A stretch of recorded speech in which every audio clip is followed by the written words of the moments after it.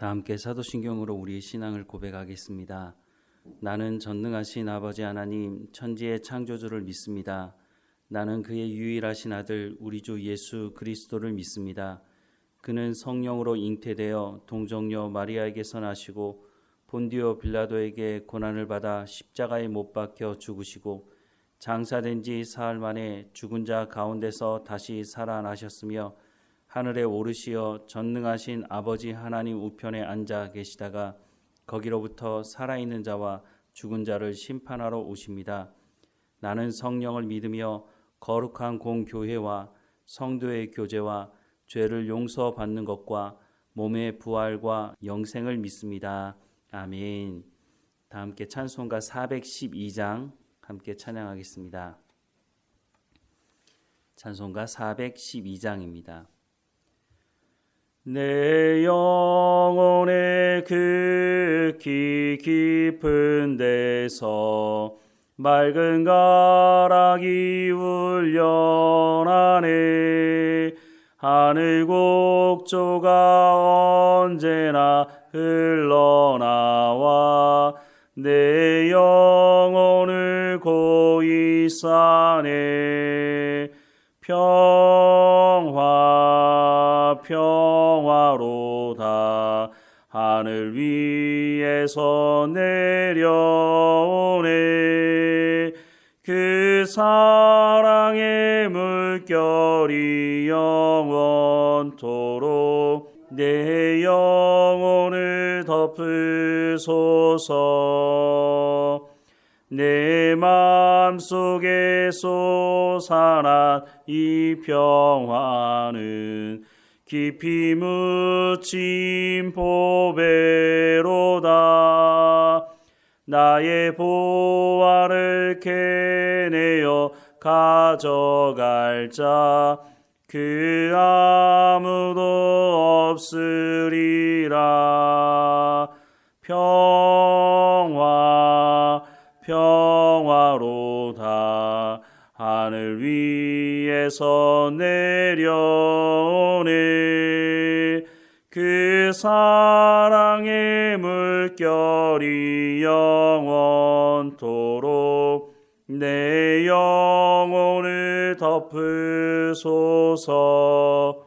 내 영혼의 평화가 넘쳐남은 주의 큰 복을 받음이라. 내가 주야로 주님과 함께 있어 내 영혼이 편히 쉬네.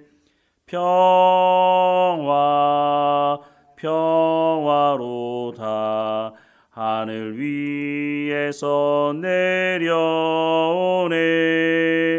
그 사랑의 물결이 영원토록 내 영혼을 덮으소서. 이 땅 위에 험한 길 가는 동안 참된 평화가 어디 있나. 우리 모두 다 예수를 친구 삼아 참 평화를 누리겠네.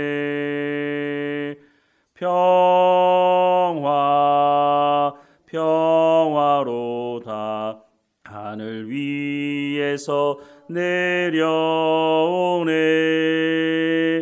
그 사랑의 물결이 영원토록 내 영혼을 덮으소서. 아멘. 오늘 하나님께서 우리에게 주시는 말씀은 마태복음 1장 18절에서 25절까지의 말씀입니다. 함께 읽겠습니다. 예수 그리스도의 나심은 이러하니라. 그의 어머니 마리아가 요셉과 약혼하고 동거하기 전에 성령으로 잉태된 것이 나타났더니 그의 남편 요셉은 의로운 사람이라 그를 드러내지 아니하고 가만히 끊고자 하여 이 일을 생각할 때에 주의 사자가 현몽하여 이르되 다윗의 자손 요셉아 내 아내 마리아 데려오기를 무서워하지 말라. 그에게 잉태된 자는 성령으로 된 것이라. 아들을 낳으리니 이름을 예수라 하라. 이는 그가 자기 백성을 그들의 죄에서 구원할 자이심이라 하니라.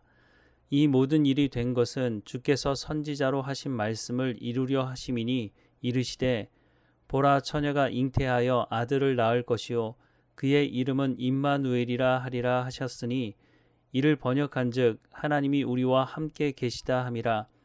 요셉이 잠에서 깨어 일어나 주의 사자의 분부대로 행하여 그의 아내를 데려왔으나 아들을 낳기까지 동침하지 아니하더니 나음의 이름을 예수라 하니라.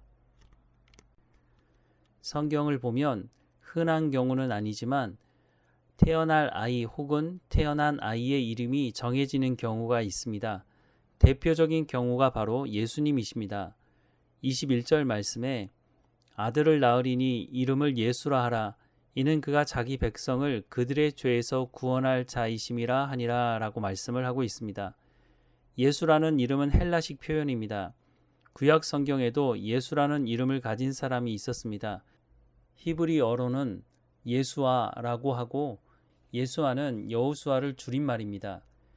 그러니까 여호수아, 예수아, 예수는 똑같은 이름인 것입니다. 이 이름의 뜻은 여호와가 구원하신다, 구원하시는 여호와라는 뜻을 가지고 있습니다. 예수님의 이름에 예수님께서 이 땅에 오신 목적이 담겨 있습니다. 21절 말씀에도 소개하고 있는데 다시 한번 읽어드리면 아들을 낳으리니 이름을 예수라 하라. 이는 그가 자기 백성을 그들의 죄에서 구원할 자이심이라 라고 말씀을 하고 있습니다. 그런데 당시 유대인들이 생각하는 구원자 메시아와 하나님께서 말씀하시는 메시아 구원자의 간격이 너무 컸던 것 같습니다. 유대인들은 바벨론 포로 이후에 나라다운 나라를 회복하지 못했기 때문에 다윗 때와 같은 영광이 있는 나라로 회복되기를 꿈꾸었습니다. 메시아가 온다면 다윗 같은 사람이 와서 나라를 회복시킬 것이라고 기대했습니다.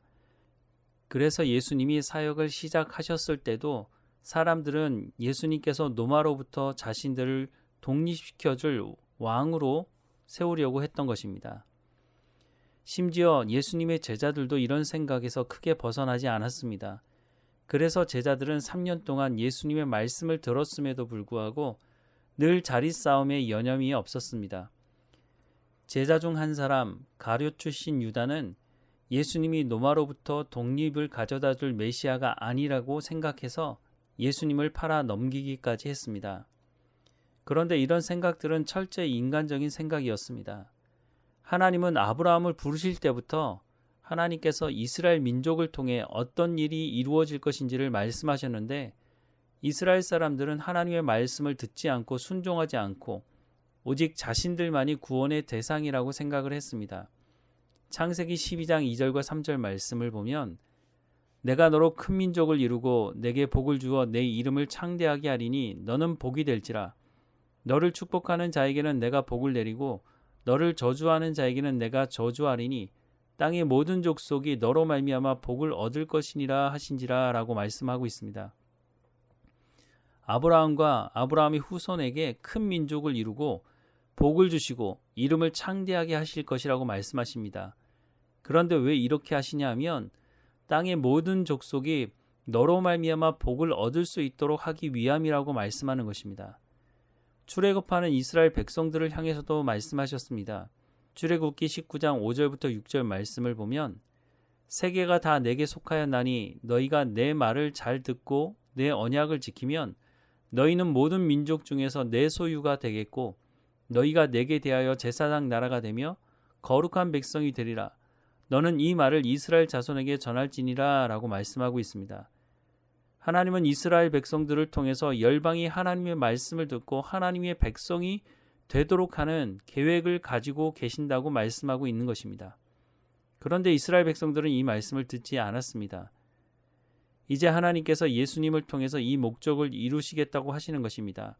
그래서 이스라엘에게 로마로부터의 독립이 아니라 죄로부터의 구원을 통해 열방이 복음을 듣고 하나님의 백성이 될 수 있는 길을 여시겠다고 하시는 것입니다.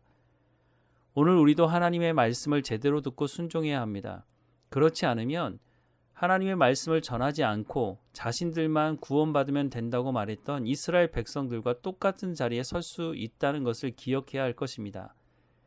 예수님은 마태복음 28장 18절에서 20절 말씀에 예수께서 나와 말씀하여 이르시되 하늘과 땅의 모든 권세를 내게 주셨으니 그러므로 너희는 가서 모든 민족을 제자로 삼아 아버지와 아들과 성령의 이름으로 세례를 베풀고 내가 너희에게 분부한 모든 것을 가르쳐 지키게 하라. 볼지어다 내가 세상 끝날까지 너희와 항상 함께 있으리라 하시니라 라고 말씀하고 있습니다. 가서 복음을 전하라는 것입니다. 오늘 본문은 예수님께서 죄의 문제를 해결하시기 위해 오신다고 말씀을 하고 있고 마태복음 28장 마지막에 예수님께서 승천하시면서 이 죄의 문제를 해결하심으로 말미암아 하나님의 자녀가 되는 길을 여셨다고 하는 것을 가서 전하라고 우리에게 말씀하고 있는 것입니다. 예수님으로 인해서 시작된 이 복음의 역사가 우리를 통해서 계속 진행되고 있다는 것을 말씀하고 있는 것입니다. 우리는 이 사명을 잊지 말아야 할 것입니다. 그리고 오늘 본문에 임마누엘, 하나님이 우리와 함께 계신다고 말씀하고 있는데 마태복음 28장 마지막에 예수님께서 승천하시면서 볼지어다 내가 세상 끝날까지 너희와 항상 함께 있으리라, 즉 임마누엘에 대해서 다시 말씀을 하고 있습니다. 오늘 우리도 똑같습니다. 로마로부터 독립만 집중하다가 하나님의 말씀을 놓쳤던 이스라엘 백성들과 같이 하나님의 말씀에 집중하지 않고 현실적인 문제에 집중하다 보면 결국 우리의 뜻이 하나님의 뜻이라고 오해할 수 있음을 기억해야 할 것입니다. 하나님의 말씀에 순종함으로 하나님의 뜻을 이루는 길이 결국 우리의 현실적인 문제를 해결하는 길임을 알아야 할 것입니다. 예수님은 우리와 함께 하시기 위해서 이 땅에 오셨다고 말씀을 하고 있고 또 승천하시면서도 세상 끝날까지 우리와 함께 하신다고 말씀을 하고 있습니다. 우리가 어디에 집중하며 살아가야 하는지를 다시 한번 깊이 생각해야 할 것입니다. 예수님은 우리의 생명을 살리고 더 풍성케 하기 위해 오셨다고 말씀을 하고 있습니다. 우리가 하나님께 집중하고 있을 때, 우리가 예수님과 동행하고 있을 때에 하늘로부터 우리 가운데 지혜가 부어지고 우리가 살아가는 삶의 현재에 많은 문제들이 있지만 그 문제를 하나하나 해결해가며 살아갈 지혜를 하나님께서 우리 가운데 주실 것입니다. 오늘도 임마누엘 되신 예수님과 동행하는 우리의 삶이 되기를 주님의 이름으로 축원합니다. 다 함께 기도하겠습니다. 사랑하는 하나님, 우리의 죄의 문제를 해결하기 위해서 예수님을 이 땅에 보내주셔서 감사합니다. 또한 우리에게 이 복음을 전할 수 있는 사명을 또한 허락해 주셔서 감사합니다. 무엇보다 우리와 함께 하신다고 임마누엘 되시는 하나님이라고 말씀해 주셔서 감사합니다. 우리가 고난 중에 있을 때 때로는 세상 사람들이 말하는 것처럼 하나님이 어디 있느냐고 우리 스스로 질문할 때가 있습니다. 하나님 우리를 불쌍히 여겨주시고 깨어있게 하셔서 하나님이 분명히 말씀하시기를 세상 끝날까지 항상 함께 있겠다고 말씀하셨으니 우리가 늘 주님과 동행하며 살아가는 삶이 될 수 있도록 그것을 늘 날마다 느끼며 감사하는 삶이 될 수 있도록 인도해 주시고 또한 우리를 통해서 주님 우리 가운데 맡겨주신 이 사명, 복음을 증거하는 이 사명을 온전히 잘 감당할 수 있도록 하나님 인도해 주옵소서. 고난 중에 있는 성도들을 회복시켜 주시고 강건하게 하시고 하나님의 언약의 말씀을 온전히 붙들며 살아갈 수 있도록 인도하시고 몸이 연약한 성도들 한 사람 한 사람마다 지켜주셔서 강건하게 하셔서 이 복음의 사명을 온전히 감당하는 우리의 삶이 될 수 있도록 인도해 주옵소서. 이 하루도 하나님 인도하실 줄 믿고 감사하고 예수님의 이름으로 기도합니다. 아멘. 하늘에 계신 우리 아버지, 아버지의 이름을 거룩하게 하시며 아버지의 나라가 오게 하시며 아버지의 뜻이 하늘에서와 같이 땅에서도 이루어지게 하소서. 오늘 우리에게 일용할 양식을 주시고 우리가 우리에게 잘못한 사람을 용서하여 준 것 같이 우리 죄를 용서하여 주시고 우리를 시험에 빠지지 않게 하시고 악에서 구하소서. 나라와 권능과 영광이 영원히 아버지의 것입니다. 아멘.